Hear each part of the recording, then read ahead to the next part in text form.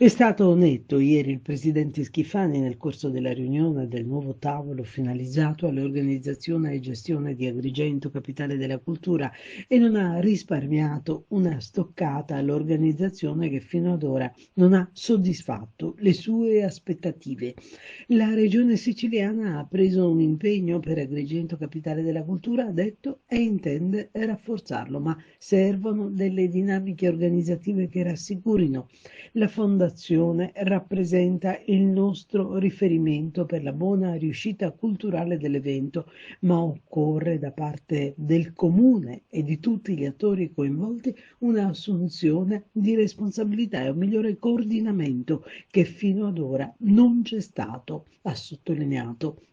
Da oggi si cambia perché esiste una sinergia istituzionale. Sono state le parole del governatore in apertura del tavolo operativo su Agrigento, capitale italiana della cultura, convocato e presieduto ieri pomeriggio a Palazzo d'Orléans, insieme al presidente della Fondazione Agrigento 25, l'ex prefetto Maria Teresa Cucinotta.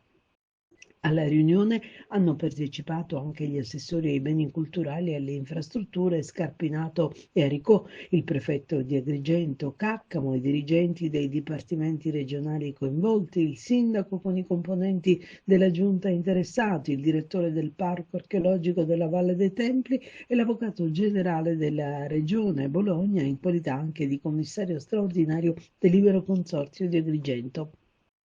Nel corso del suo intervento, il presidente Schifani ha espresso orgoglio e fiducia per la recente nomina alla presidenza della fondazione dell'ex prefetto Cucinotta, che ha ribadito gli sforzi che la regione sta portando avanti anche con gli assessorati trasporti e beni culturali.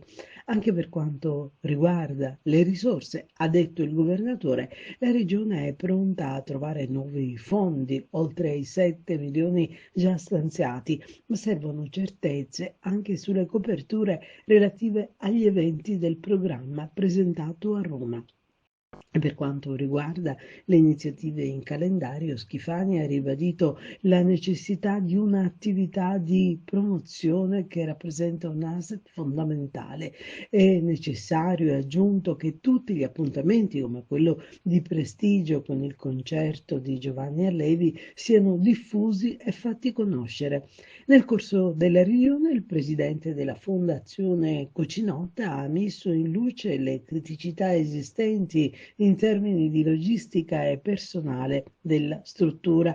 Per questo, parallelamente alle attività che l'ente metterà in campo, il presidente Schifani ha chiesto al Libero Consorzio di Agrigento di dare sostegno sotto gli aspetti logistici alla fondazione.